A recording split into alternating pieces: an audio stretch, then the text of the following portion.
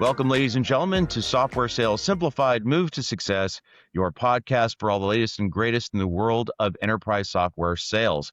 Whether you are just getting started or you are a veteran, please make our podcast your regular stop to catch up on the latest and greatest in the world of enterprise software sales. My name is Kevin Donville, and I'm joined by my good friend, Matt Long. Matt and I have combined over 50 years experience in enterprise software sales, implementation, and things of that nature. And we're so glad that you have taken a little bit of time out of your day to come and join us here today as we all become better sellers together. And we also want to take a quick moment and thank all of you who have been subscribing. We just hit an amazing milestone. We just hit 3,000 subscribers this morning, which is a big deal. And we absolutely positively are over the moon for that. And thank all of you for your patronage and watching the show and the feedback that you give us on the channels. It is wonderful to see you. And if you haven't subscribed yet, please take a moment, like, follow, subscribe on whatever platform it is that you are watching us here today on. We'd love to see you back here again sometime real soon. Well, with that having been said, I want to say a quick shout out to my partner in crime. Matt, how are you doing today, sir? I'm doing great. I was kind of telling you about my challenges with the storms coming through Hawaii, but I'm not getting much sympathy for that. But that's okay. But I am dry, I'm safe, and I'm ready to go. Well, we're all very happy for that, and we hope that everybody that's out there in the islands with you can say the same thing by the time these storms go and blow through. I know they can be very serious there on the island, and we hope everybody stays safe, dry, and out of trouble's way. But for today, we're going to be talking about something that you and I are very familiar with, Matt, and that is all about fractional leadership. And if you don't mind, if you could take a moment, maybe explain to our listeners who aren't familiar with what fractional leadership means, what does that mean, and why is it a cool thing? Yeah, for sure. So fractional leadership, I think the concept's been around for a long time. I think the term fractional leadership is, or fractional whatever role, Mm, CRO, CTO, CFO. I think that's more new. But mm, basically what it means is having a senior executive with a lot of experience come in kind of on a part-time basis to help kind of accelerate some of your actions around that particular function, right? mm. So a lot of times you can get very senior level support without having to onboard someone full time. And a lot of times for these younger companies, they don't really need that level of leadership at this point. They would love it, but they can't afford it. Right. Right. So fractional is a way for them to actually get very senior personnel that can help them build and grow the business. Yeah, they need all the expertise they could get as they're trying to go through those critical stages of trying to launch their business. But as the old saying goes, champagne taste and beer money does make that for a challenging thing. And I agree with you. I think it's been around for a long time, but it definitely is a fun thing to be involved with. And of course, that is very near and dear to our hearts with respect to the services that we provide. And with respect to that, we brought in a special guest today to go and talk about his perspectives on that. Someone you and I have both had the privilege and honor of working with in the past, fractional leader in his own right, and a doggone nice person to go and chat with all the same. And that is Andrew Devlin. Andrew, how are you doing today, sir? Welcome to the show. Thank you. Pleasure to be here. Thank you for having me. And in answer to your question, I'm a firm 7 out of 10. Well, sir, I've had the privilege of working with you as you led our sales teams at one of the software companies that Matt and I both worked at. But for those of us who are not familiar with you, which would be our audience, if you wouldn't mind, please take a minute, take the floor, and share a little bit about who you are, what you do, and where you do it. Okay. Somewhere along the line, I got old, but I'll try to weave that in along the way. Okay. Started as an athlete and then made my way through what I call the technology cone. I started in a telco as an individual contributor, then became a sales manager and then a sales leader there, went to Cisco systems from the telco thinking I'm going to sell the stuff that the telco sold. And then I became a global vice president with Cisco. From there, I went to a fast moving SaaS company because Cisco looked like they were moving to sell software. So I thought that's where the future would be. And I had a great run with Splunk for 3.5 years. We did very well there. And then I met you two, and of course the wheels fell off the bus, and I Oh, knew it went like downhill from there. It was, yeah. at a company called Content Square, and I left Content Square, and my last full-time position was with Cloudflare, cybersecurity, running Canada for Cloudflare. That was the journey that brought me here. And then if you want a fun story, my wife called me in June, not of last year, the year before, as I was preparing for a presentation to the board on Wall Street about my 5-year plan. And she called and said, I'm calling to say goodnight from British Columbia 3 hours earlier, and suggested that it was 10 p.m. and I was still awake. And what was I doing? And then she said, by the way, we're going to Hawaii on vacation. And I just looked at your Aeroplan, and it's June, and you've been on 100 flights so far this year. So we made the decision to strike out on our own, which I think is relevant to a lot of the fractional movement right now, where a lot of successful executives are now positioned. I think historically, fractional roles were people who were between jobs, and it was an accidental position. But now it's become something formidable with a lot of talent. In fact, I think at the end of 2024, the average fractional professional had over 15 years experience. So I won't tell you that I have 25 or 30 of executive leadership, because that's embarrassing. And I know I only look, 25, but Yes, your beard looks 25, just so you know. it may be. There might be food in there from 25 years ago. I'm not sure. That's what brought me here. And then I teamed up with an organization called Sales Acceleration last year. And I'm pleased to report, in my first year, I made their President's Club as a top performing achiever for them, which was just announced in January of this year. Well, congratulations on that. That's no surprise to me that you managed to go and land that. I understand that your biggest customer is actually an Australian, and Aussies and Canadians just seem to get along rather well together. It's kind of a very interesting mix, don't you think? It's we've had our great conversations about Australia. It is a great place, and I can't believe how many Australians come here to see the snow, and we go to Australia to see the sand, or Hawaii. Matt, we go every year to Hawaii. So, but there's a lot of Australia. Emily lived in Australia for a year. Kevin, I know you spent a lot of time in Australia. Yeah, it's that's one of my clients. But as the fractional role is supposed to, I'm starting to wind down my engagement there. I went from almost full time to down to a day and a half a week, actually, right now. And that's our job, is to put ourselves out of a job, to build the infrastructure and the systems that support themselves after we leave. I didn't want to. Oh, by the way, one more thing I'm doing. If I sounded like a university professor there, I'm now teaching at the local college, Okanagan College. Yeah, I'm a little jealous about you about that. We had that conversation. I've always wanted to be a teacher. It was one of the reasons why I got into enablement, right? Right. Yeah, it's a fascinating role, and sure, quite rewarding from that perspective as well.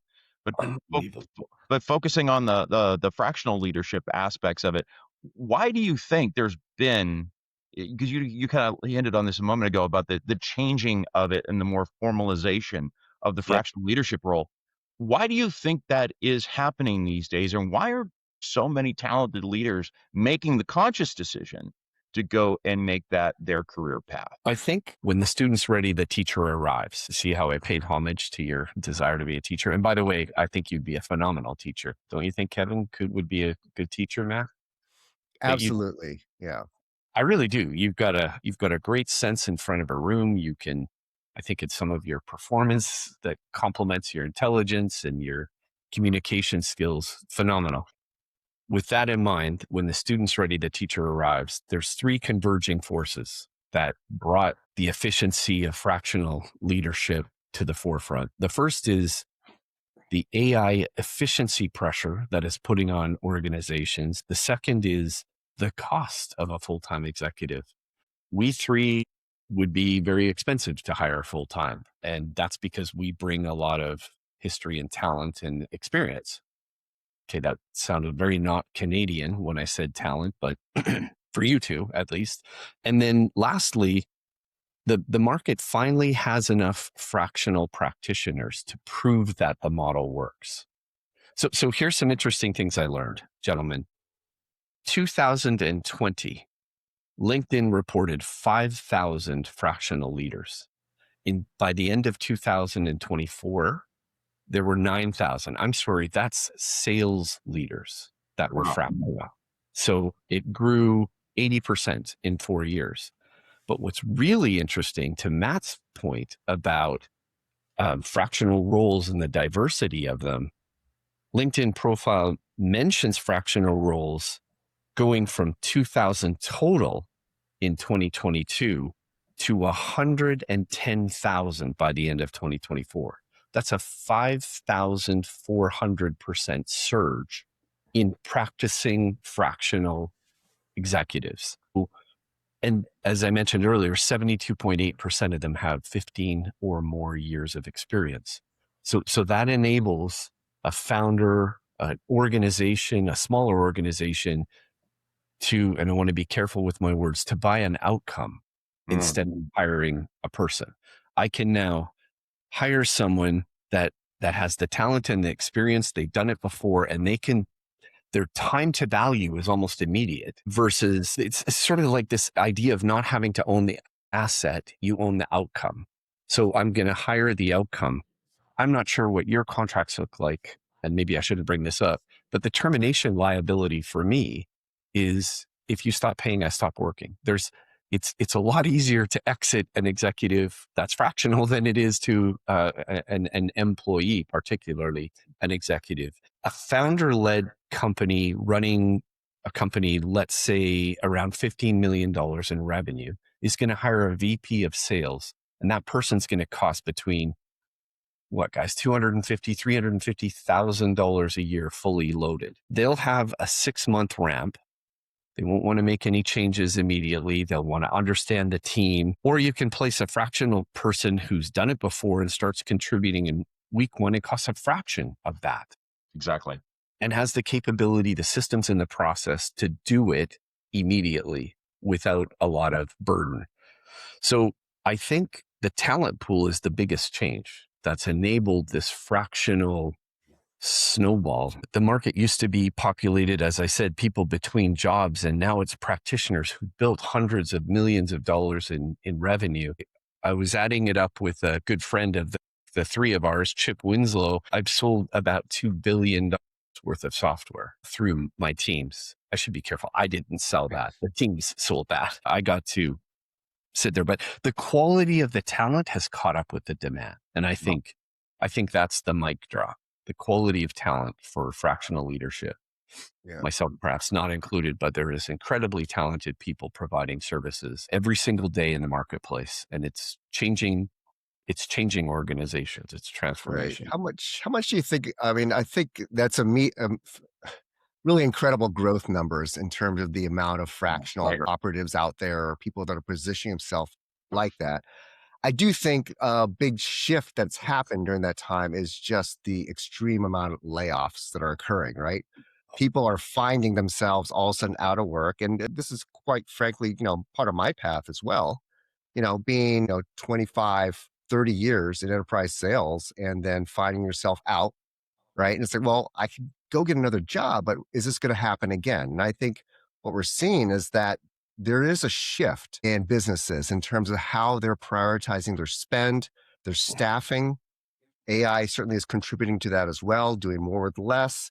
So fractional, I think it's been a combination of a whole bunch of resources, experienced and excellent resources out in the market. And then businesses also kind of craving that. So I think it's a nice kind of intersection of these two trends at once. I'm curious though, from your perspective, fractional can mean so many different things in terms of how it's actually implemented, right? Some ways might be that people are coming in and doing strategy, right? Other ways they're coming in and actually doing work, or a combination of these things. What have you kind of seen as, some of the things that are most successful when you've been a fractional person in? And what are some things to look out for when someone's touting themselves as a fractional resource? I love the question, Matt.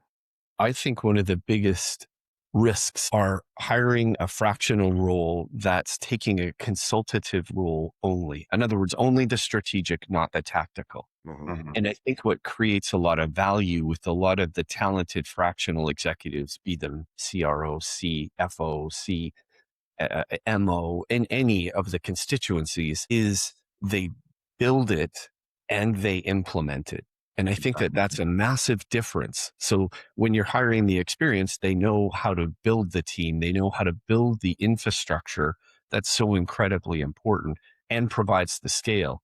And speaking to, I had a stat somewhere close to me that said 67% of the AI affected jobs are individual contributors, but a a fractional leader provides both the strategic and the tactical.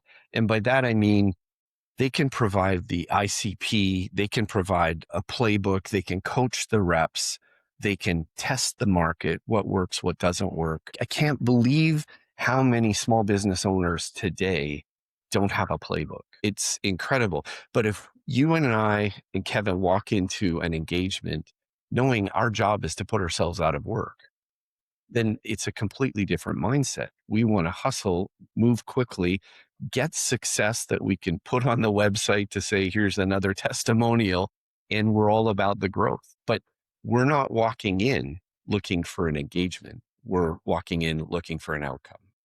Right. Yeah, No, I for sure. wholeheartedly And agree. efficiencies, I think, are one of those. And so, and I think you made a great point there. People, these senior people, also willing to roll up their sleeves Okay. and get into it, right? Because that was traditionally not, that was beneath them or something they didn't do, Yeah. or they're so far removed from Yeah. that they weren't able to do that. But I think that is a significant change in that Yes. these people Mm. are willing to do that. Or like my other business, we have a fractional SWAT team of all these different resources that can come in, right? So we do have Yeah. people that can do different things accurately and have the experience doing that.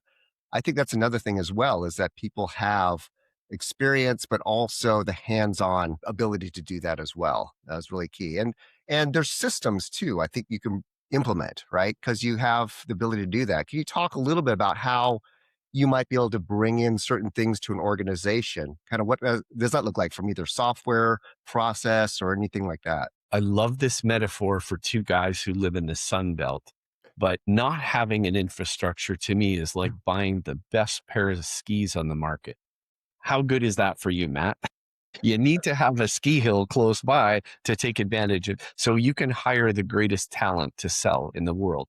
But unless you've got a playbook, unless you've got a crystal clear defined ideal customer profile, unless you know what business problems that your software solves for, you understand the pain, you understand what a compelling event is, you understand how to articulate the exit of every one of the stages in your funnel. Without that, you don't have the visibility in running the business. And often a founder has phenomenal success because they're so passionate and they have so much conviction about the problems that they solve, but it doesn't translate and it doesn't scale.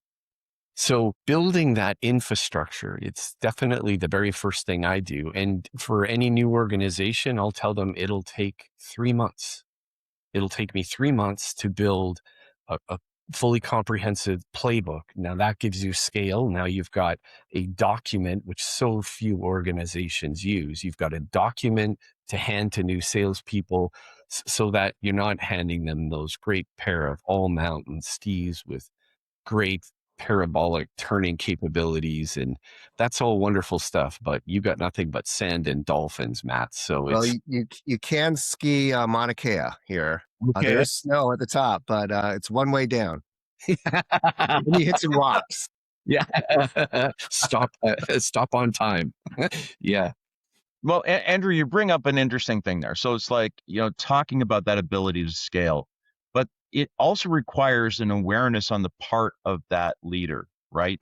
They're so driven.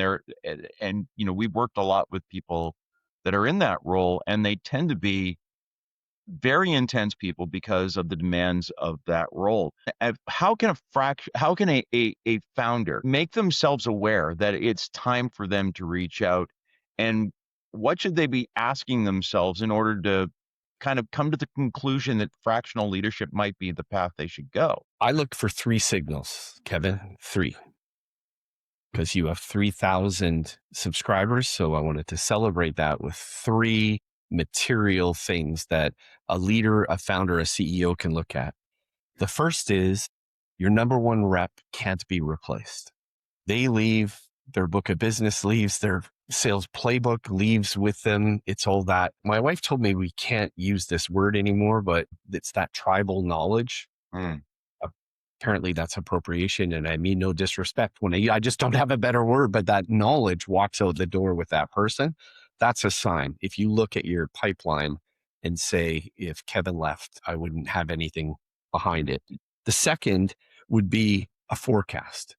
A structured business has predictability. If you can't forecast, if your forecast is up and down, I like to use the language. Are we allowed to swear on this podcast? If you'd like. Absolutely. We called it when I was growing up, long before there was appropriate language in HR departments and the wheel and, we carved in stone. We called it the Duke to dog shit, because you work on some deals and you get some close and then you're focused on them. You're not building your pipeline. Everything sells and then you've got nothing and you've got to start from scratch again. That visibility and predictability is an element of infrastructure and cadence and operating excellence. So your best rep leaves, your business leaves, you can't forecast. And the third is the close rates are really inconsistent. You can see similar activities, but you're not getting the same results. That to me is an indication that you haven't articulated your ICP. You're not great at defining the compelling event. You're not following a methodology. I know we all know MedPick very well. You're not following that structured analysis of the deals. I also would say, and this is the bonus fourth for when you hit 4,000 subscribers. So just for those 1,000 that haven't subscribed yet. We'll replay this when we hit 4,000, just for the Thank you. additional 1,000 people. Just think about the owner founder of a SaaS company. And we have intimate knowledge of one founder who was very, very good at selling. When they're selling and they're getting involved in every deal, they're not running their company. They're not looking at quality assurance. They're not looking at logistics. They're not looking at finance. That means that the company isn't growing the way it can with the excellence and conviction that only a founder can bring, because they're having to be involved in all the deals. So there's 3 plus a bonus things that a founder could look at to say, at what point have I outgrown my ability to lead sales in my organization? So is that where the real failure of scaling comes for those founder-led organizations? Is that kind of encapsulated in that 4th point that you brought up, or are there other things that kind of like classic traps that the founder falls into when trying to go and make that leap to the next level of the organization? I think a bigger trap, and again, the 3 of us have firsthand knowledge of this when we work together.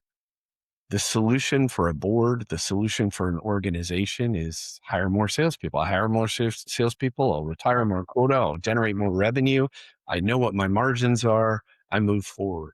But it's a recipe for failure, and it's just generating new cost unless there was some way to enable those salespeople. And that boils down to infrastructure. And I see you nodding, Kevin, because you and I spent and Matt too, we spent an enormous amount of time building infrastructure at a software company we worked together at before we hired anyone.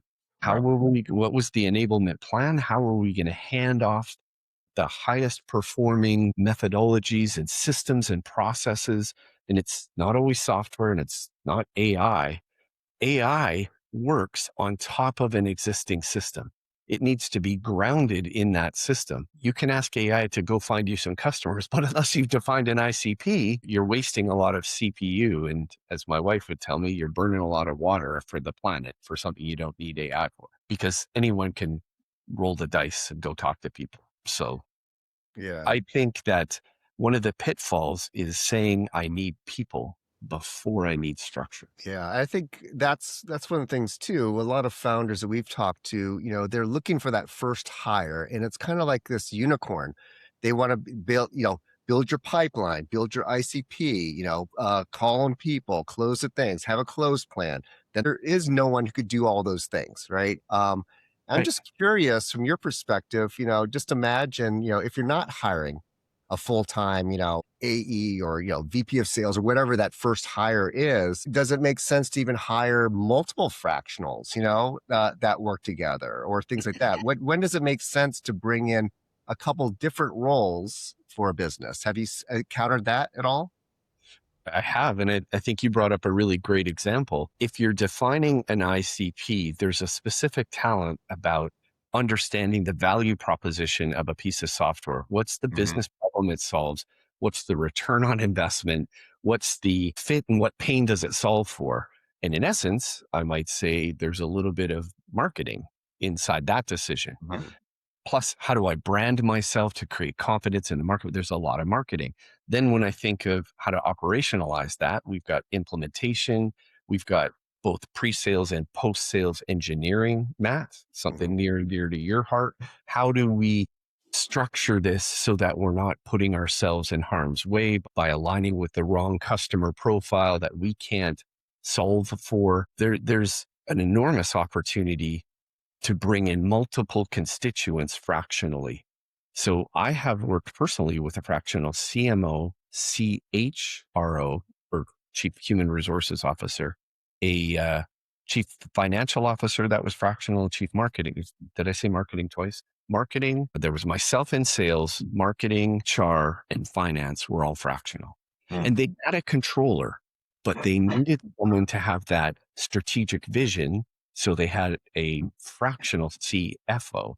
They weren't large enough to have a treasury, for example, but they were large enough to need those things to go to market in a way that could scale. And I think it's easy for a founder or a CEO to look at the value of their software and say, this is everything to everyone. Familiar, gentlemen? Oh, yeah. This is for everyone. We just have to sell to everyone. But as we know, everything to everyone is actually nothing to no one when it comes time for people to part with money. And with the current economic climate, we're in the city of Vancouver. I'm going to speak in liters now, gentlemen, so you'll have to put your translators on. But we just went over $2 a liter of gas in British Columbia.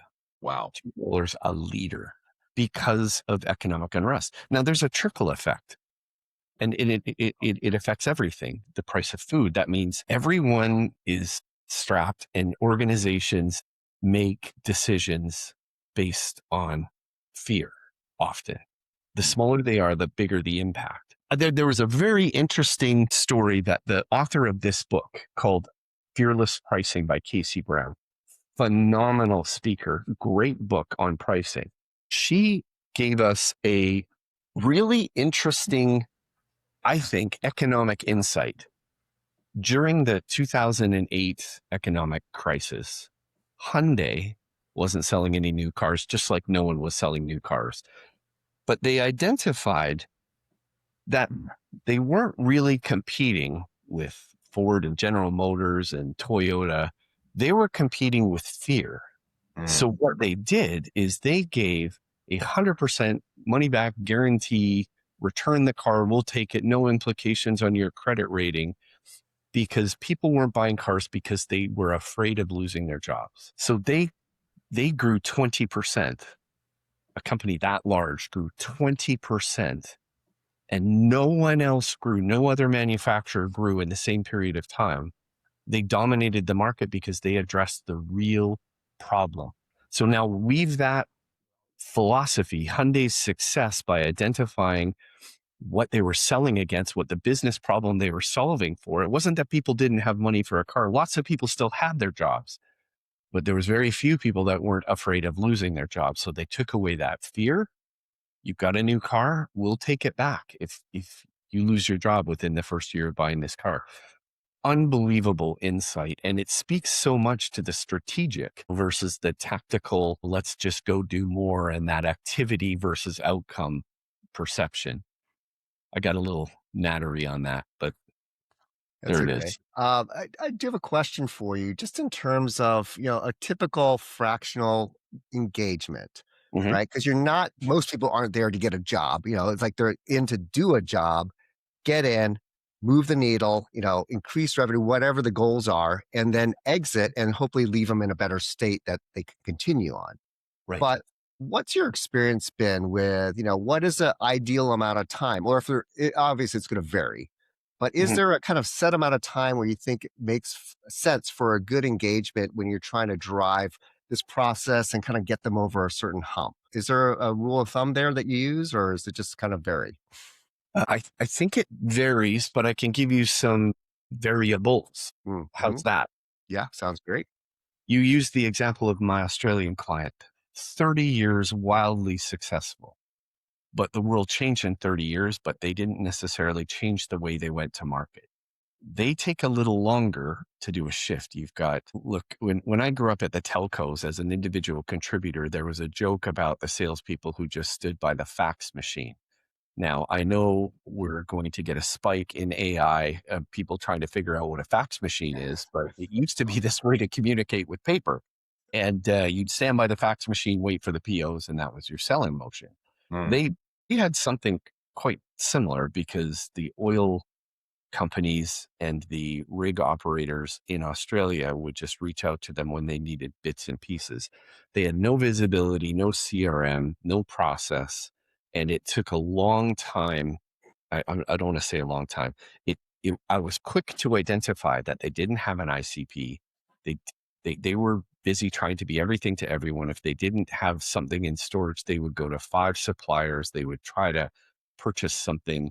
I had to actually run some math for them on how much it actually cost to sell $100 widget when 5 people touched it and they had to ship it all the way to Australia, which I don't know if you knew this, it's not that close.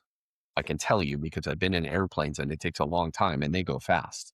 So, with that incredible math behind you, I think you start by having that infrastructure in mind. In other words, those key components, Matt, the ideal customer profile, for example, and Mm. what's my total addressable market? What's realistic? What's my competition? How do I compete? What do my war cards look like?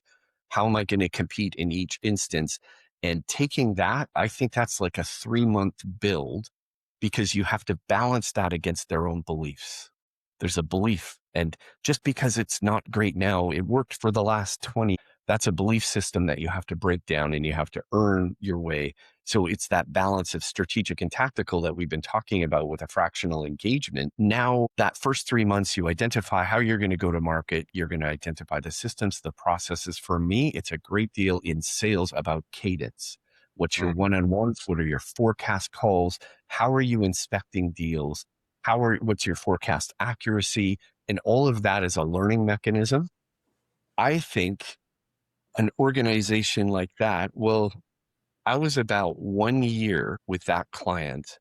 We've now hired a VP of sales. Their inside sales motion is working phenomenally. The account executives are starting to win large strategic deals. They're ahead of their quota for the year. And it's time for me that's why I'm saying to Kevin that I was stepping away because that my time has come. It's time. In fact, it's on my website. I know you haven't made fun of me yet, Matt, but I'll tell you my website is andrewdevlin.co because I couldn't afford the M. So the on there's a testimonial where my clients are actually saying you did exactly what you said you do. You put yourself out of a job. Now we have visibility. Now we know what we're looking at in the CRM. We know how to inspect deals. We have a cadence, but that took a year. It also took some changes in this constitution of the sales team. It took a few things. In smaller organizations, it can happen much faster. Yeah. But in the ideal world, if you've got a fractional executive that's doing an engagement with the right intention, which is to give you something that runs itself and then move away, I'd be hard pressed to say you'd ever need to be engaged for more than a year. Now, what inevitably happens, and I'm sure it's happened to you guys, I'm now on the board of directors of that company. And so there's typically an engagement where you come back next time they do an acquisition or they divest or there's a change in the market. that there's a relationship that's built and you come back. But to make that first transformational change, I personally don't think you ever have to be engaged for longer than a year, which sets up the client to understand what their investment is.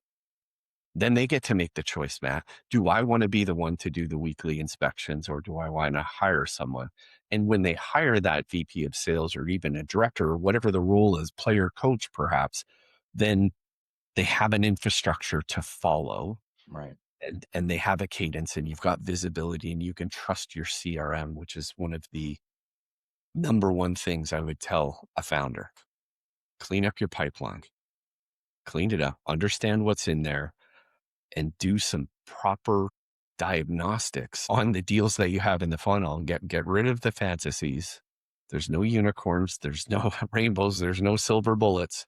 So how are we going to close the deals that are there? And if it's been there for a long time, there's no compelling event, and there's nothing that says tomorrow it's going to sell if it didn't sell today.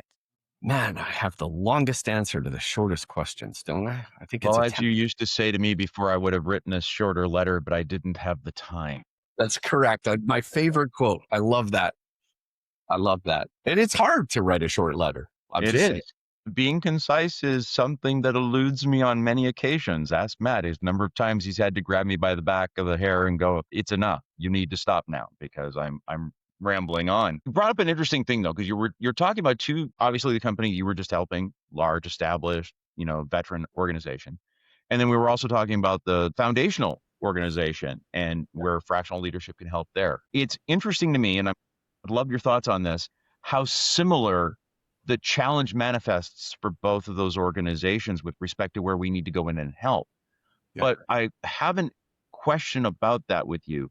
Do you, or have you ever noticed a difference in what needs to shift internally in that organization to be open to the challenge, to be open to being critical about what is happening inside their organization, to be fertile ground for that recommendation to land in? Well, it's interesting.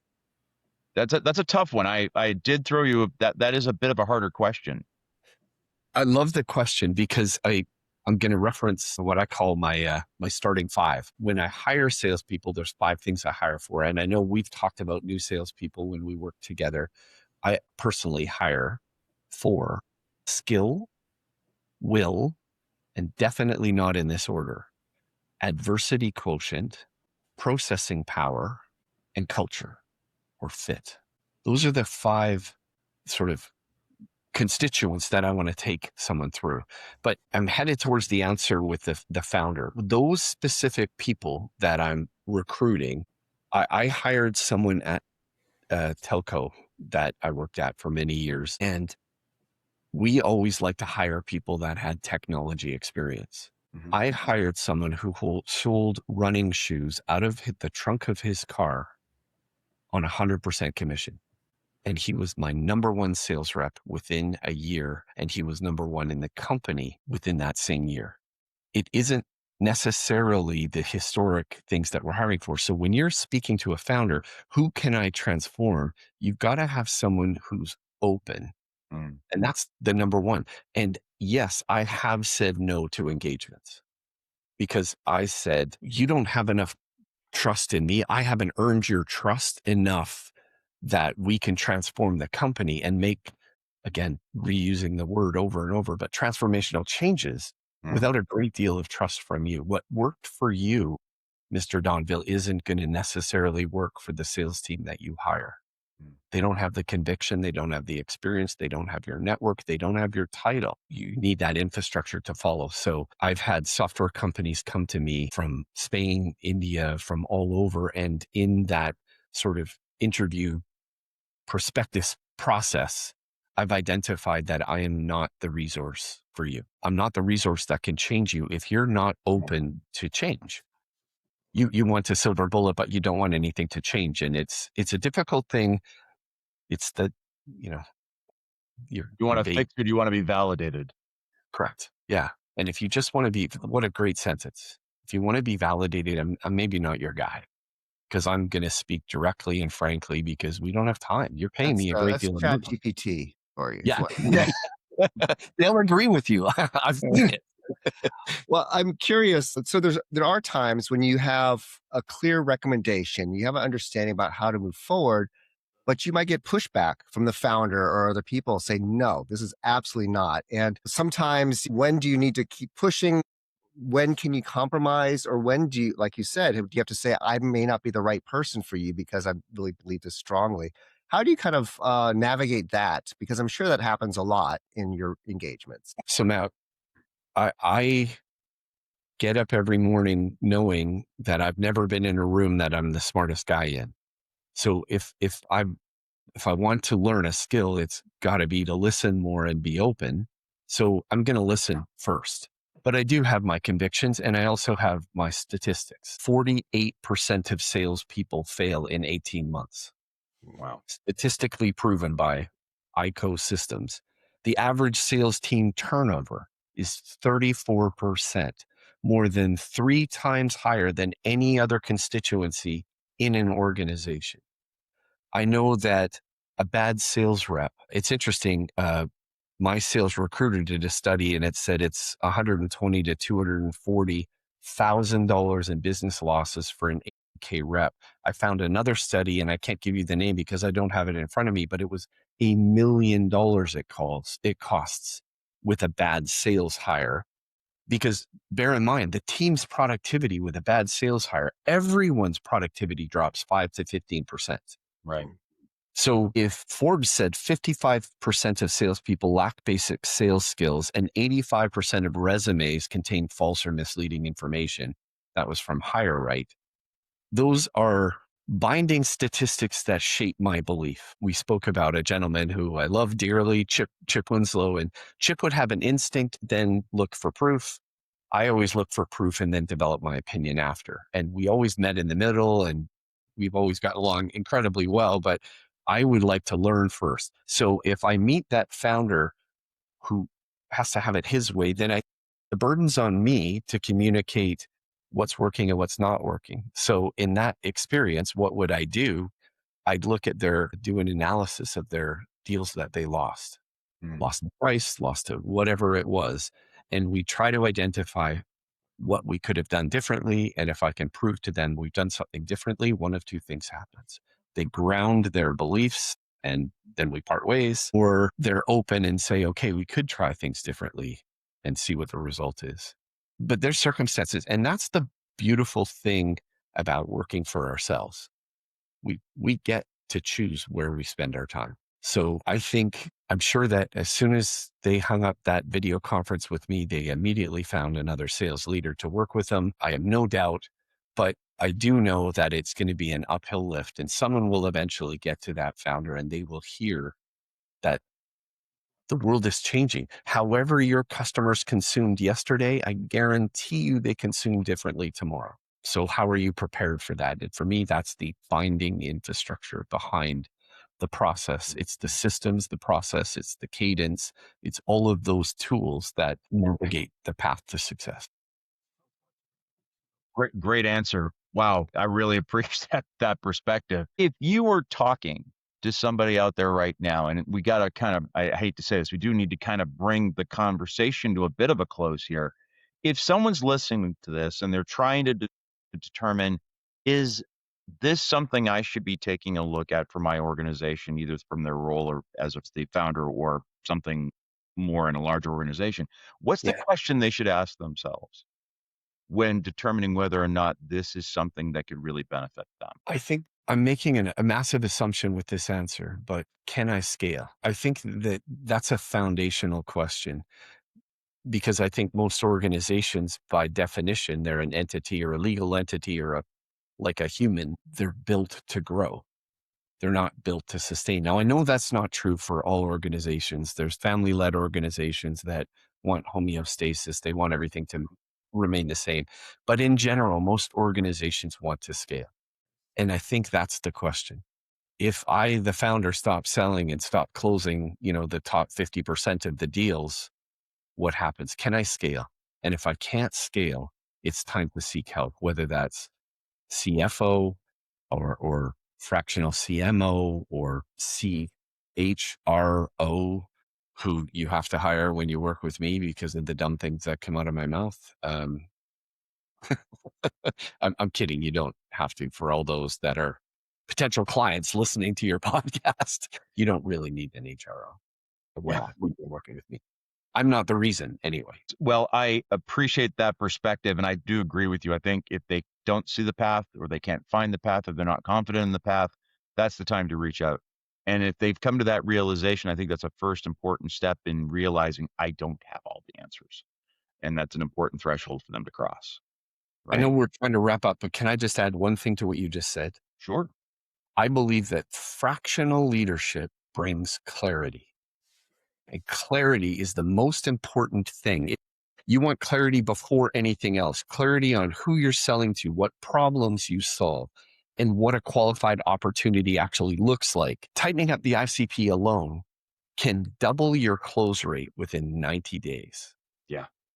There's a statistic for you. So I just wanted to amplify that point. It's critical, and it's one of the things that bringing in experience that you might not be able to afford any other way can bring that clarity of purpose. That was the mic drop now. Absolutely. Do it better, do it faster, and do it with less risk. That's the saving grace of coming into the fractional leadership world and being able to take advantage of how that scales. Andrew, I love this, and I wish we could keep talking, because you and I have never been known to talk over a time limit before, ever, right? But we do have to bring the episode to a close, and I think we're gonna have a follow up with you and bring you back for a part 2 on the same conversation, because there's so many things we didn't even get a chance to talk about. But if someone did want to reach out and have a conversation with you about whether or not this is the right thing for them to go to consider, what would be the best way for them to go and reach out to you? Probably that website, andrewdevlin.co. There's a book a conversation. It goes directly into my calendar, and I'll be there and we can talk. Fantastic. We are going to have to bring our episode to a close. I do want to give my partner in crime here, Matt, an opportunity to go and add any other thoughts you might have before we go and bring this home. None other than it's a great conversation to have with you. We're all kind of on that fractional journey. So it's interesting to share notes and to find out what's working for you and just hearing your thoughts around it. I think it's a conversation that needs to be had because it is such a prevalent way that businesses are now going to market and expanding their teams and growing. So I think these conversations are really necessary, and I really enjoyed having it with you today. Thank you, Matt. I enjoyed it too. And parts of what Kevin said, I enjoyed. Yeah, only if you're a few. The introduction after that gets wishy-washy. I understand. But Andrew, I really appreciate that last thing you said about clarity. That's really the saving grace. It's all about being able to understand the path, being able to know how you're going to scale. How are you going to do that? If there are so many people out there that are seeming to look at AI as being the panacea, it's going to be the cure-all, that will drive activities, actions, and rebuild. But you can't build the foundation on that if you don't understand where you're going. You'll build a really clear path to nowhere if you don't know where you're going. Absolutely. Well said. Well, I want to thank my partner, Matt, and my good friend, Andrew, for coming on to the show today. It was a fantastic conversation. And I also want to thank all of you for coming in and spend a little bit of your time with us here today as we talk through some of the interesting aspects of fractional leadership. If this has been interesting to you, please reach out to Andrew and see what he could do to help you and your organization. Reach out to Matt and I as well. We'd be more than happy to go and let you know how we can help you scale better and be more successful. And for those of you that have come to the end of the show, just one more quick reminder. We'd like to get to that 4,000 subscribers so we can replay Andrew's little tidbit there. So please take a moment if you haven't already done so. Like, follow, and subscribe. Costs you nothing, but really helps out the show a lot. And for everybody here, we can't wait to see you next time. And until then, be well. Take care. Thank you.